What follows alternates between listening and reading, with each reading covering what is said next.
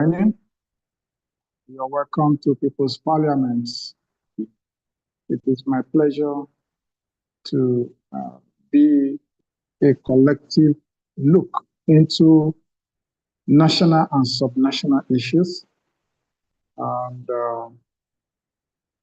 let me start by welcoming one of the guests in the studio via Zoom, Mr. Obiesi Ojibwa. I don't know if I'm correct. You're welcome to People's Parliament. All right. While we proceed in the program, there will be time for commentary, there will be time for contribution, and you will be given opportunity to make your contribution towards some of the burning headlines. And the state of the nation. Number one, ADC set up a Constitutional Review Committee, having already set up a Membership Mobilization Committee. The essence of the Mobilization Committee is to revalidate old cards and register fresh members. That's the assignment of that committee. And of course, they've also set up just yesterday another committee, otherwise known as the Constitutional Review Committee. There are some undemocratic items that are found in the Constitution, which calls for a review.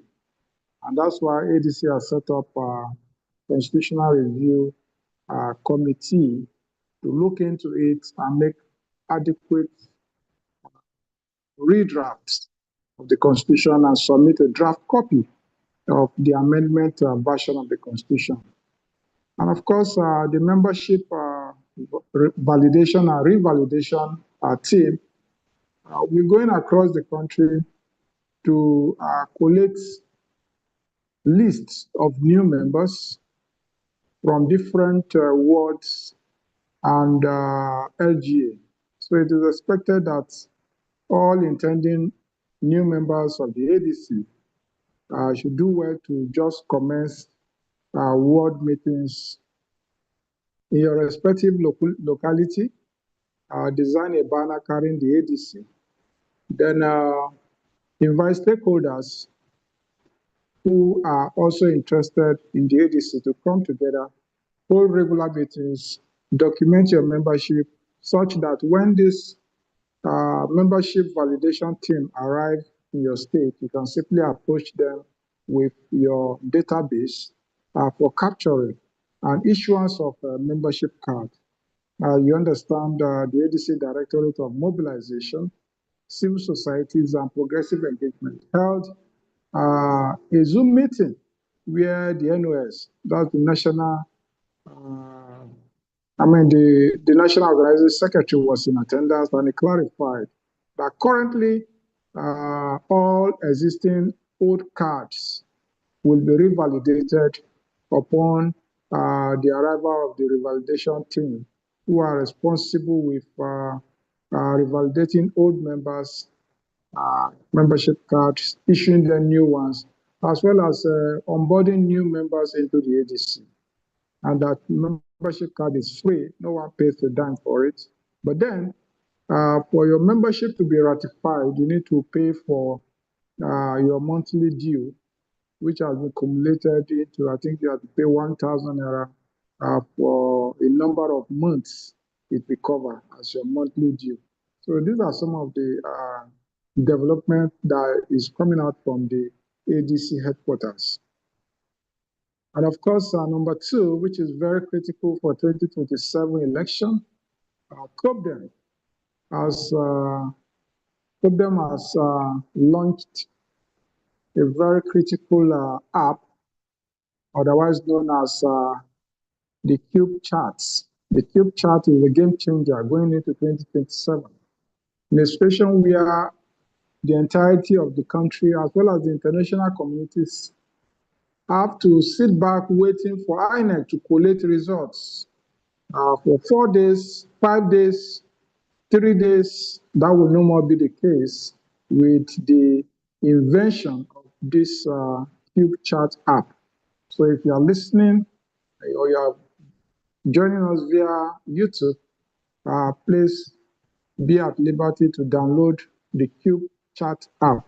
That is CUBECHAT, Cube Chat app. It is meant to onboard Nigerians across different polling units so that they can submit their original copy, the upload of Form EC8A that carries the comprehensive results of each polling unit. You can snap it immediately the results, the election process is over, you snap it and you upload it. And if there are any incidences, maybe like ballot snatching, voter suppression, intimidation, any form of incidents that come up in your polling unit, there is a section where you can snap it. There is also an opportunity for you to even do a video coverage of the event and upload it. This is an invention that is coming up from COPDEM, and we feel we need that tool to avoid what happened in 2023, where Nigerians went to sleep waiting for elections to be announced, and INEC caught us on guard by announcing the election results at 4 a.m. in the morning. So that will no more be tolerated with the invention of this Cube Chat app, although not the formal IREF, but then we perform the same functionality and even better functionality than the IREF as we have it. So I believe that all our stakeholders should be able to have a buy-in into this Cube Chat app. You can as well, this Cube Chat app will also be used for the FCT election that is coming up by February 26, 2026. You understand the Cube Chat app was also used for Anambra elections, but because it was not available on the Play Store, the ability of the people to download it and use it became so difficult. But right now, as I speak to you, you can download it on the Play Store on your phone. Just type Cube Chat app. Sitting on the fence at this point is not allowed. We must all get involved. PVC registration, that's the third on the item, of course, is ongoing. It has entered day 3. And everyone is expected to go and get your PVC, go and register. If the location of your voting is different from where you are currently, or you want to have a transfer, you can do that now. Transfer your PVC to your preferred location where you can easily go out and vote and ensure that you guide your vote going into 2027. There is no space for any snatching it and running with it. You cannot even snatch it, how much more running with it? Nigerians have went through a lot in this short space of time, and we have every reason to take 2027 election as a personal project. Number 4, 10th day of Iranian uprising against Islamic regime. You understand, the people of Iran are calling for freedom. They are tired of being guided by Islamic regime under Canaan. They are now demanding for democratic rule in their country. Wow. It's surprising that this will be coming from Iran, the headquarters of the Islamic regime in the Middle East. Well, change is paramount and only change is permanent. Our society evolves and people tend to demand a new course of action for themselves. I believe that is what is happening at the Iranian authorities. Have been reported severally in a viral video where they are opening fire on protesters. However, the situation has not deterred the protesters from maintaining their stand, their hard line against the regime, demanding freedom. And number 5, silence on Christian genocide. There seems to be a bit shift of attention from the ongoing Christian genocide. But there have not been any drastic action being taken against the perpetrators of this Christian genocide. For instance, nobody has been arrested in connection. No one. Rather, we see escalation upon escalation, and the victims of this Christian genocide are yet to return to their communities, their ancestral land. Rather, the terrorists are already occupying their respective ancestral homes, leaving them with the choice of remaining endlessly in IDP camps. Of course, we'll be taking a commentary on this matter. And number 6, Abdullahi Adamu, a former APC chairman, has dumped the APC and joined the ADC. Well, it remains to be seen the genuineness of this defection. We hope that he doesn't see this defection as a normal routine that they have done over the years. Politics should not be seen as a ground where people take it as a career. These people are best described as career politicians. They'll be moving from party to party. They're always in the circle of Nigerian politics. From young age until old age, they are still there. They don't want to give way. And I call on, challenge all the youths to wake up. When you sit on the fence and assume that the process doesn't work, election doesn't count, then the older generation will continue to suppress you. It is time for you to get involved and be part of the process. When you are part of it, you can now rectify the error of bad governance. And another story coming out from AFCON has it that Super Eagles player decry non-payment of allowances. As a matter of fact, they are threatening to boycott the match against Algeria.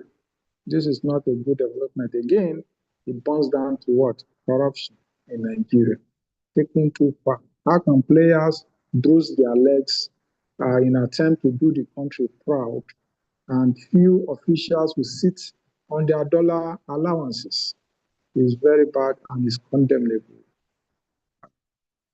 Going into commentary now, before I will open the forum for contribution. The commentary is centered on the ongoing Christian genocide. Silence on Christian persecution in Nigeria and implications for national security. Over the last decades, Nigeria has witnessed a disturbing pattern of targeted violence against Christian communities across regions, such as the Middle Belt, Northeast, and parts of the Northwest. These attacks, carried out by extremist factions, armed bandits, and ethno-religious militias, have resulted in thousands of deaths, mass displacement, destruction of villages, and the erosion of community structures. Despite the scales suffering, the national and international response has been marked by troubling silence, denial, or underreporting. The silence is not merely a moral failure, it has serious scrutiny, political and economic consequences for Nigeria's stability. Forms of violence affecting Christian communities. What are the forms of violence that have affected the Nigerian Christian communities over the years? One, the violence manifests in multiple forms. Number one is targeted killings and massacre. Attacks on churches, Christian communities, villages, community leaders, and clergymen. That is one pattern on its own. Kidnapping and hostage taking. Priests, pastors, worshippers have increasingly become victims of ransom-based abductions, right? You understand that Bishop Archie, as we speak, was killed in terrorist day. His family, his wife, and children are still there, calling on the government to act. For how long will it take the government to act? Killings and hostage taking have been discussed, and of course, village destruction and forced displacements. That's another aspect of it. Communities in Plateau, Benue, Southern Kaduna, and Taraba have experienced, including Niger State, have experienced repeated burnings of homes and farmland without the government taking any action against the attackers. Attacks on worship centers, that's another pattern. Bombings and armed invasion of churches remain a tactic used to instill fear and disrupt worship. You understand that during this Christmas, many Christians avoided going to church because of the fear of attack. And the government is not doing anything tangibly to at least go after these terrorists. Rather, they continue with their normal propaganda. Causes of silence. Why are there silence across national and international communities? Several factors contribute to the muted response. One, political sensitivity. Admitting the religious dimension of violence is often seen as a politically dangerous for national cohesion. As a result, authorities frequently classify attacks as mere farmer-herders clashes, even when evidence suggests targeted patterns. Two, government image management. There are people whose assignment is just to continue to portray and downplay the actuality of Christian genocide in Nigeria. Leaders often attempt to avoid international condemnation and domestic tensions by minimizing reports of religiously motivated violence. That's number three now, weak or compromised security institutions. Security institution agencies often fail to respond adequately or quickly to early warnings, creating a perception of indifference or complicity. You understand and you remembered quite well that the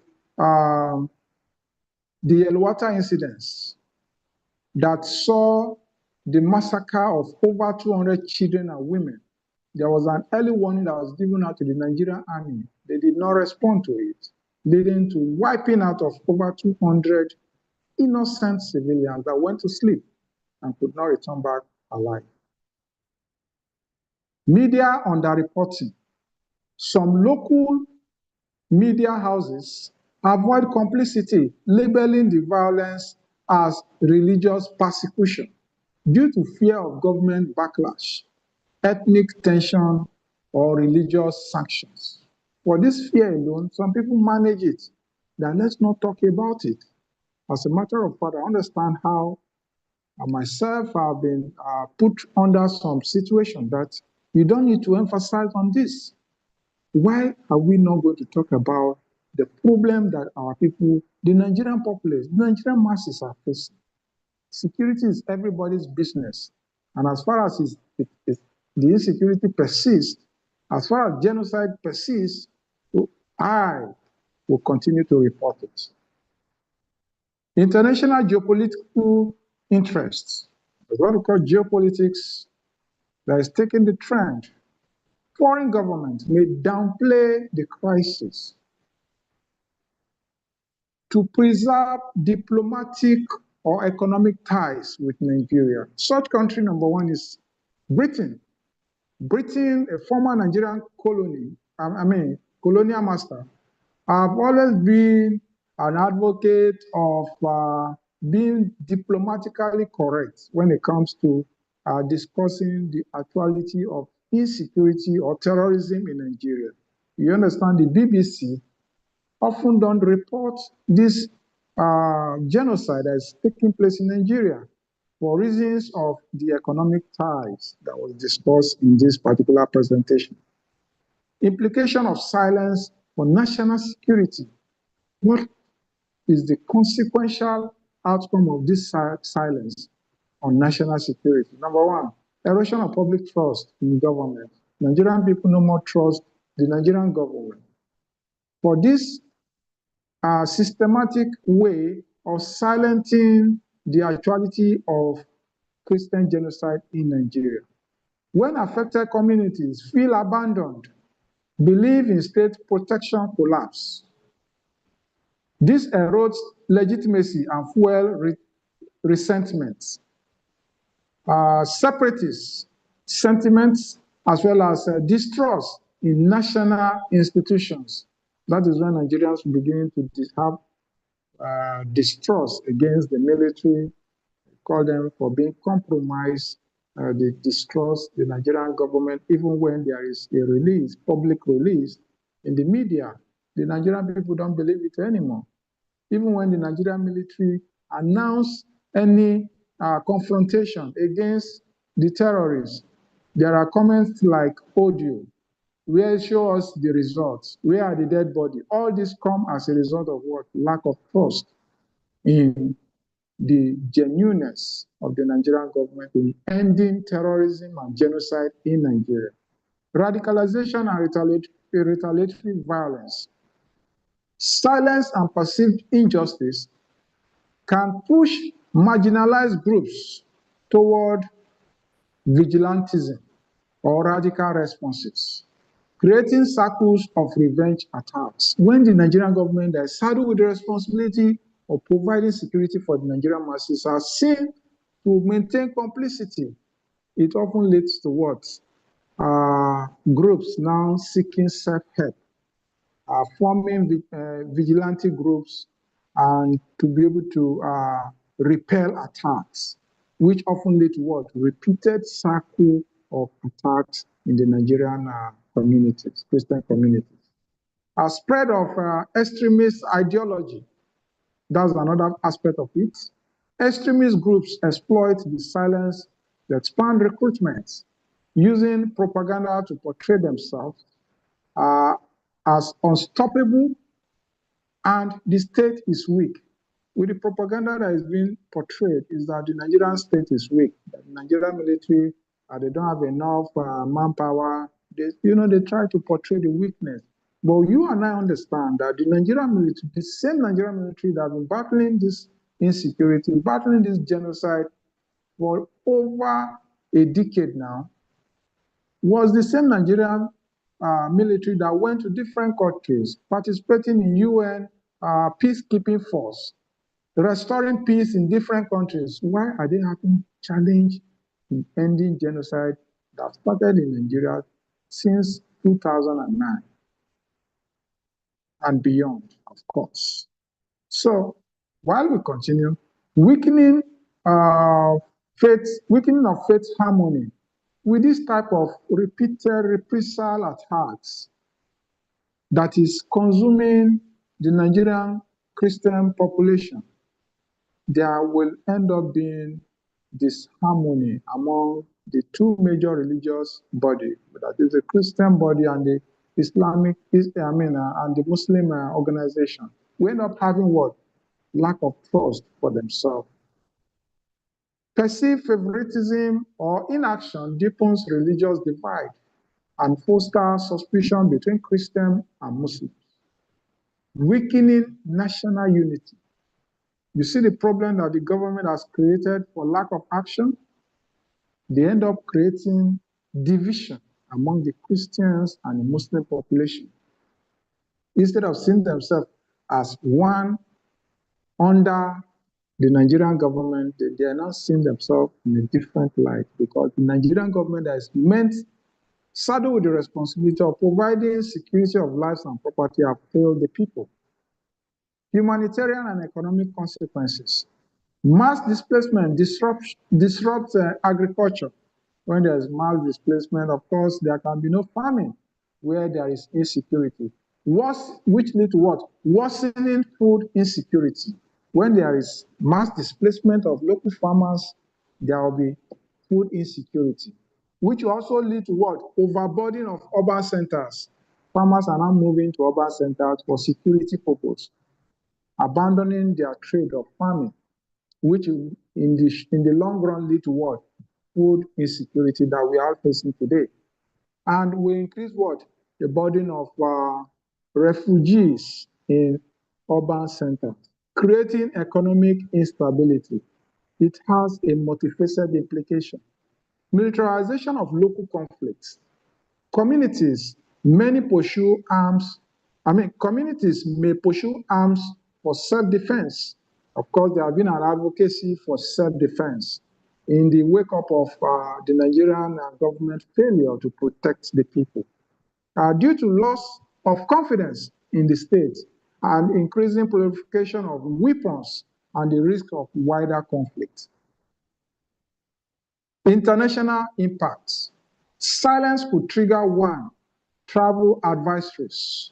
You see international communities, different countries will start raising travel advices for citizens to avoid visiting the country entirely or some sections of the country, like as we have witnessed in the case of the United States of America, that often give travel advice to their citizens against Nigeria on grounds of terrorism, genocide, or insecurity in general. Reduce foreign investments in a country where there is genocide, insecurity, terrorism. No sane investor brings in his or her hard-earned resources to that country, because no matter what you put in there, it will be destroyed overnight, and the government will not respond. Increase refugee flows into neighboring countries. Countries that have neighbors with countries that are experiencing this type of large-scale terrorism will end up having to close their border to avoid increased inflow of refugees. Foreign intervention pressure. If the killings escalate into recognized mass atrocities, if the international community acknowledge that, yes, there is genocide in Nigeria, and there are mass IDP centers spread across the country, it will justify the call for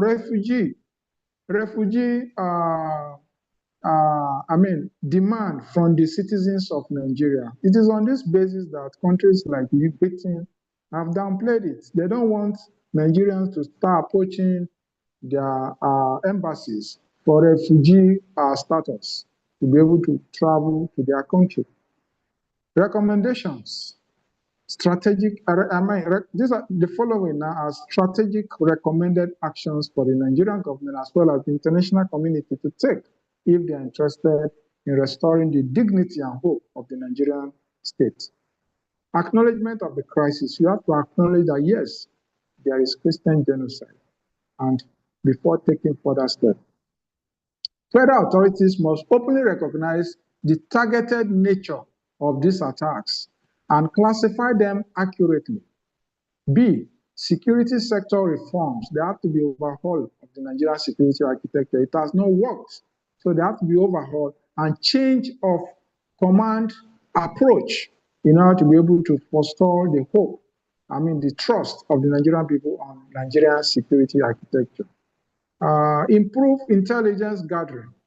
You have to improve intelligence gathering by the security forces, rapid response units in high-risk areas.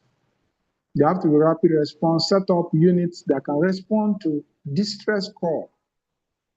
Accountability for negligence or colluding officers. The Nigerian security forces should not continue to pretend that all her officers are complying. Officers that are not complying with the rules of engagement should be tried, and there should be public hearing on such matter, not to just be swept under the carpet. So that leads to accountability on the part of the Nigerian security forces. Protection and legal accountability. Arresting and prosecution of perpetrators is crucial to deter further violence.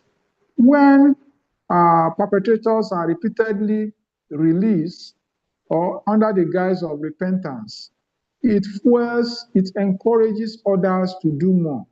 So there have to be genuine and drastic action by the Nigerian state against all forms of terrorism, against all forms of genocide perpetrators in Nigeria, as well as their sponsors. They all have to be arrested and dealt with.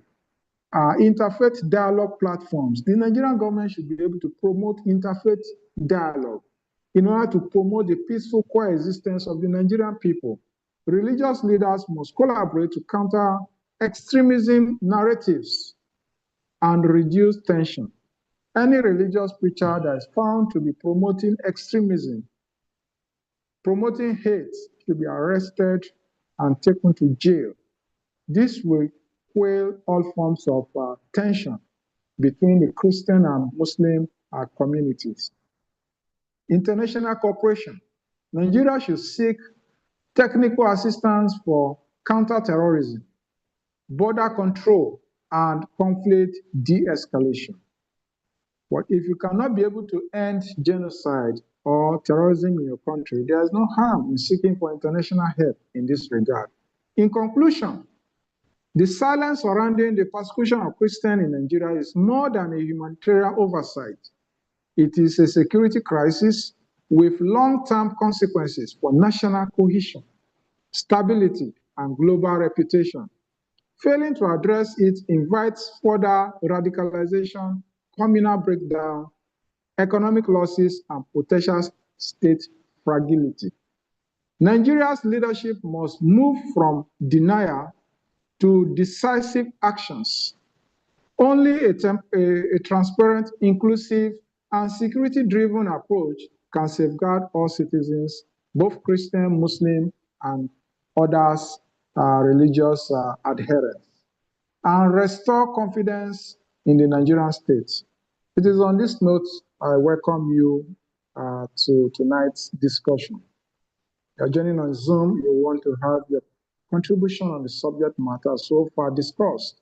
Please unmute, let's have a parliamentary engagement. Thank you.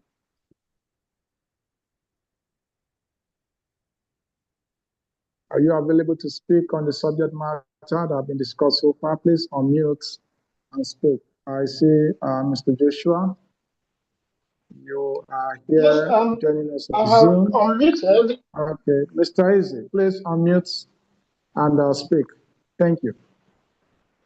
Yeah, from here, good afternoon and good evening. You can hear me? Unmute. Yes, I've unmuted. Are you not hearing me? Go on. Let me. Go on, please. Okay, are you hearing me now? Yes, loud and clear. Okay, beautiful. Okay, I have two comments. One is more of a question, which centers on the essence of this platform. Because from what I've heard so far, we seem to be in everything. And if we are discussing everything, we won't be able to do much.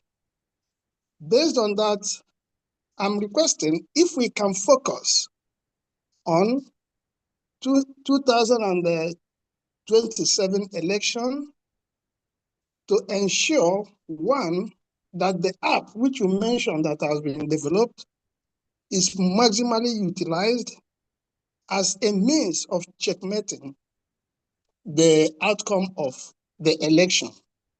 There is no doubt that if the people's vote will count, the incumbent government will lose most of the seats.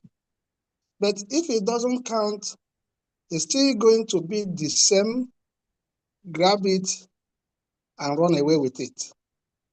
So if we can concentrate on our energy on making sure that the 2027 election is as transparent as possible, with evidence of rigging, even though the courts have been compromised, we will be able to make a headway. So let us focus on one thing or maximum two and ensure we realize the project. That is the first comment. Then the second one is, you mentioned the IDP issue. I think I will say we shouldn't worry much because there are a lot of committees here in the US who are actually working hard with the United States of American government to develop a roadmap to ensure that those displaced individuals are taken back to their ancestral homes. We have robust plan which will include both kinetic and non-kinetic way of flushing the idiots out from their ancestral homes and villages, ensuring rebuilding, helping them to rebuild their destroyed homes, schools, access roads, and health centers, so as to make sure that they are actually effectively rehabilitated. And not only that, there is also a plan to ensure that whosoever that is, or any family that is rehabilitated, they have something to fall back on to start a new life. So if everything works out fine, that is going to happen in a very short while. If you leave that issue in the hands of the corrupt Nigerian government, they will remain in ID camp in perpetuity. But fortunately, there is very strong inroad into the US government, and they are working on it. So many teams have been formed. A lot of things are going on, which I'm not going to mention online here. But the truth is, before long, you will start seeing the effect. But most importantly to me is how we can channel our energy on ensuring that people's votes in 2027 election count. Let it be a campaign. Let it be a very serious campaign to make sure that the essence of this platform is achieved. And if you can, maybe we can discuss that offline. I can send you my number to ensure that in diaspora, those who are there are enabled to participate effectively. Even though the Constitution has not streamlined diasporan voting, but even apart from that, there are other ways the diaspora people can mobilize those at home, ensure voting, and give all the necessary support, which we are not going to list here online. Thank you. My name is Nze Osuabu, not Mr.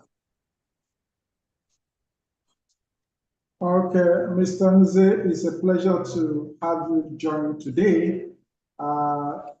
This segment particularly is meant to discuss the Nigerian realities. We have several other platforms. As a matter of fact, we have a diaspora platform for this organization. And I can assure you, when I get your contact, I will drop my contact rather on the chat box, or I can call it for you. That would be after this program. Let me just drop it on the chat box so that you can reach me, and we will have the conversation going forward. Okay. I hope that's taken. Yeah, I heard you. I heard you. Okay. Other contributions are welcome. Do we have more contribution? More contribution, please.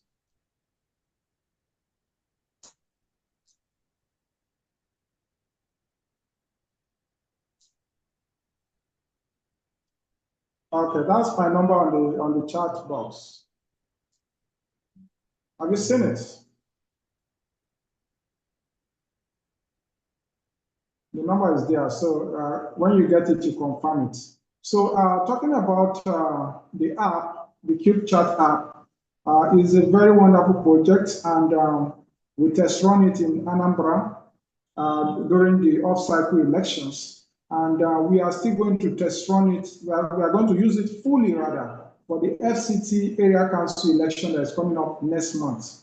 As a matter of fact, we already set up a situation room that will manage the onboarding process of polling unit agents that will be uploading this form ECHA directly from the polling unit, such that will spotlight the outcome of these elections across the polling unit to the international community and the entire country, and so that they will be aware of the outcome of this election as it's happening in real time, not necessarily waiting for collation center miracles to happen.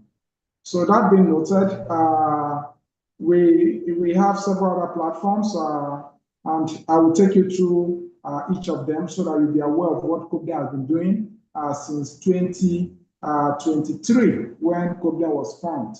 We saw the need to come together and ensure that Nigerian people have platform, not waiting for the political buccaneers to continue to dictate the pace. And that's why we have held on so long. Since 2023, you can only imagine what it entails running an opposition platform like this, ensuring that we give voices to the people who actually are underrepresented. These communities, in short, the number of communities of IDP that the international community is aware of is just a tip of an iceberg of what is happening. And I'm glad that President Donald Trump has intervened and is willing to bring this to an end.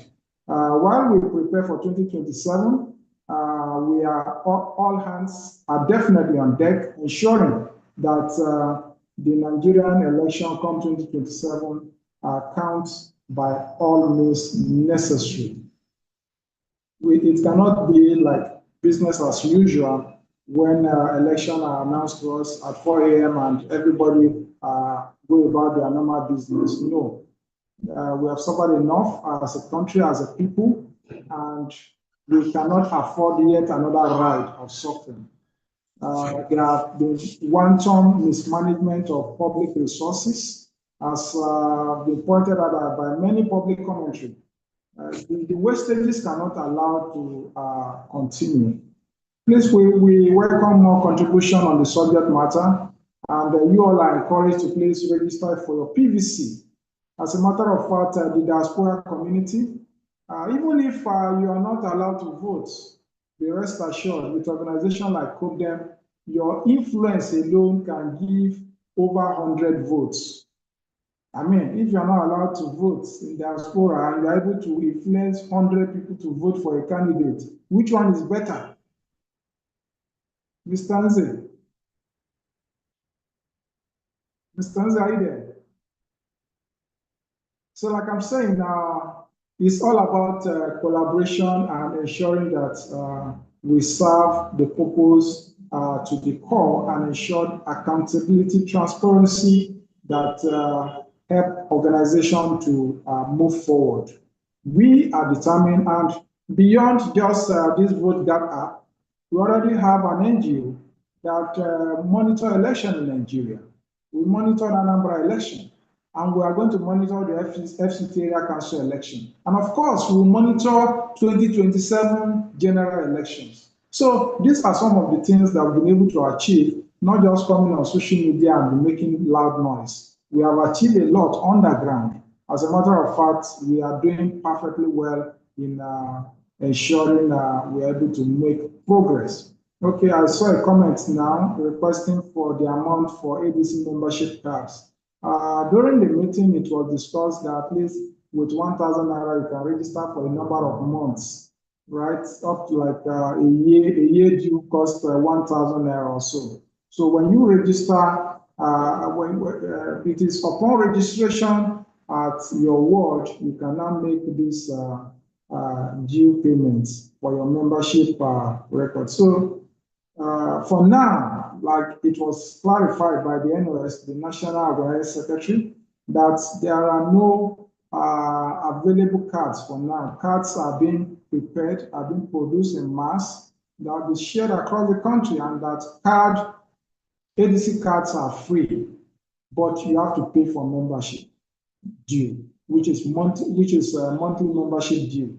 So when the time comes, we'll rightly inform you on what to do. But for now, even without payment, the instruction, the guidance is that go ahead and put yourself together in your community, in your ward, form your ward executive, put the list together, continue to hold meeting and be expanding upon it, such that when this team, the membership revalidation and validation committee arrive in your state, you easily approach them and present your list for onboarding. And it is upon that time you will be able to get your membership card. Then we'll now talk about membership due. For now, there's nothing like membership due. So don't allow anybody to deceive you. The focus for now is how to continue to mobilize new members into ADC. As a matter of fact, all the state ESCOs have been presumed to have resigned along line the national executive that resigned before the off-take of the coalition executive, ably led by Senator David Mark and the Secretary Ralph Aregbesola, the former governor of Osun State. So these are the two major national leaders of the ADC. Then there are zonal executives, zonal chairmen, and other executives that are supporting the affairs of the zone. These are the only appointments that are known to ADC as of today. In the state, what they have is a leadership team that is headed by these coaliting political parties. The chairman of LP, for instance, in your state, the chairman of PDP, for instance, in your state, and the chairman of any other political party that is part of this coalition form the leadership team. They are the ones to come together and continue to hold the party pending Congress that is coming up. And of course, the membership validation committee have just 30 days to carry out this assignment. Let's see how far they're able to succeed. Do you have more questions, please? Feel free to unmute and speak before we wrap up tonight's program.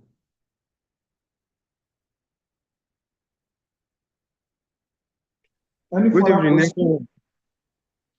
Okay, Mr. Lee, Yes. you're welcome to People's Parliament. Thank you so much, sir. Though mine is a commentary, not a question, on the former chairman of the APC that just defected into the ADC. It's actually signal a kind of enlargement for us in the ADC, because when we look at it, it seems a lot of people from the CP, I think the man should be in the CPC then. The man should be in the CPC. Yes. So we have a lot of CPC people now trying to come and join us, which shows a lot of strength. And then another thing that I'm kind of skeptical about and kind of afraid about is this, Atiku just made a statement recently that he's not stepping down for anybody, that everybody should go to the pool and they should all go and test their strength and stuff like that. Atiku makes such a statement recently.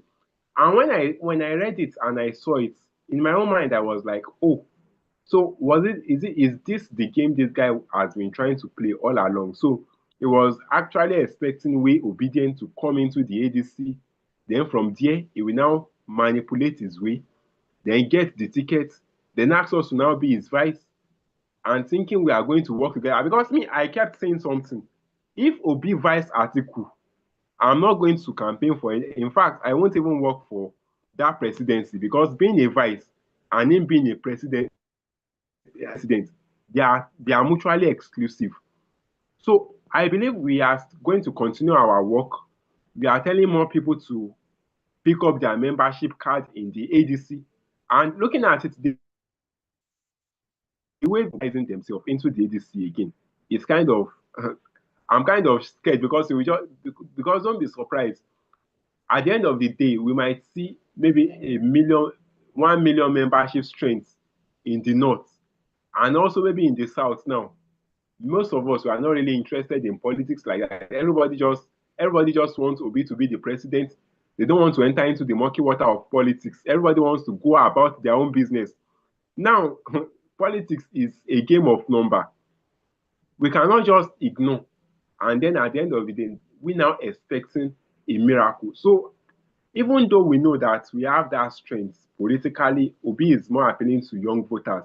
We also have to look at it in this situation whereby Northerners, they might end up having more numbers even in the coalition, though we know El-Rufai is with us.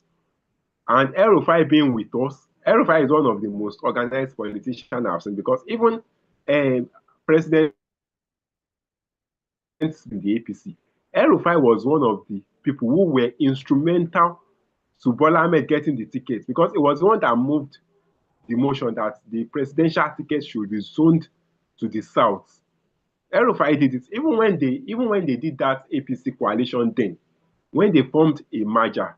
El-Rufai was part of the people who actually moved for it. So me, I see El-Rufai as a very intelligent man. He's someone, and now him being with Obi, from his body language, and one thing I love with him is he has been someone who has always been clear about his support. Anyone he's supporting, he is going to tell you that, okay, this is the person I'm supporting, and he has been clear about his support for Obi. So we believe that alone should be able to do something in the north, and he should be able to actually move for us in the north. So that has been my speculations and my kind of fear with this, because there is this kind of confidence Atiku has these days, that okay, that he has finally grabbed us in, and maybe we now play his game. But I know that with COPDEM, I know that we have our own membership strengths, and aside from the strengths, we also have our structure and everything. I believe that anything that is going to happen, any permutation and the rest, we are going to know about it, and we won't allow such to happen. I think I can drop here for now.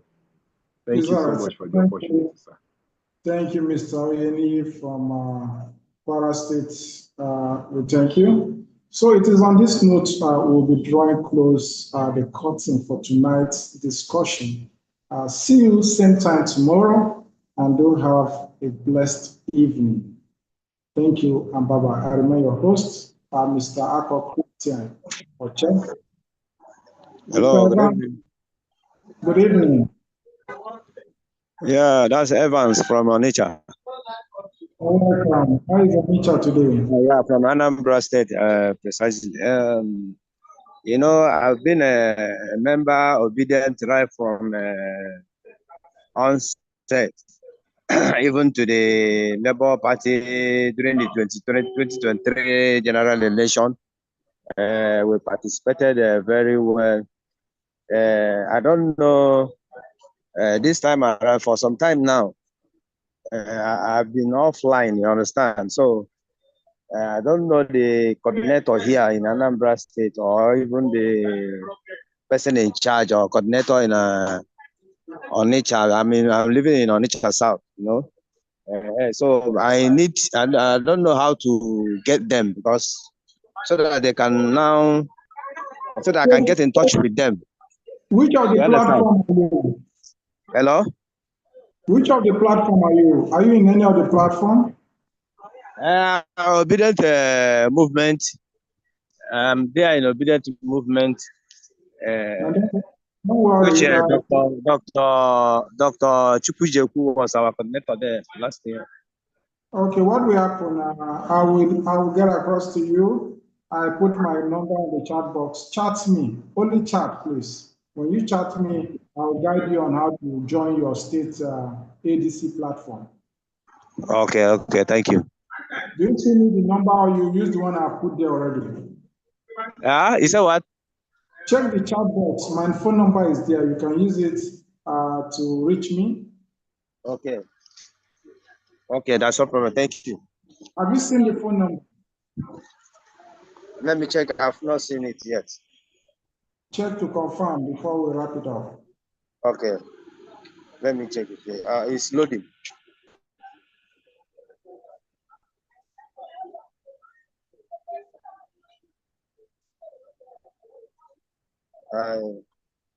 You've seen it, right? No, I've not seen it. I was even typing to tell you that I've not seen it. Okay, let me just drop it to make it smart.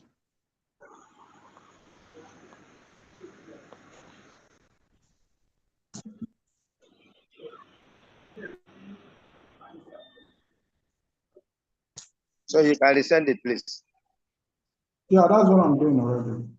Okay, okay. Check. Okay, I've seen it now. I hope the last number is 33. Yes, yes, yes. 363, yeah. 3633, last number. No, the last number, I saw something like dollar sign. Maybe you want to write another thing. It's 3, I'm trying to type. It's 3. Eh? The last number is 33. So correct it. Okay, let me correct it. Okay. All right, thank you. It's all right, ladies and gentlemen, thank you for joining tonight, and do have a lovely, lovely evening. We will come your way tomorrow. It's goodbye here in the studio. I remain your host, Mr. Ako Christian Oche, otherwise known as Duke. Please subscribe. Subscribe to YouTube, our YouTube platform, COPDEM TV, COPDEM Media TV, and be part of it. Thank you, and bye-bye. Charles, we appreciate you. Thank you, and God bless you. Advance, thank you. Mr. Oyeni, thank you for joining. Of course, Mr. Nze, thank you for joining. God bless you all. Good night. Right.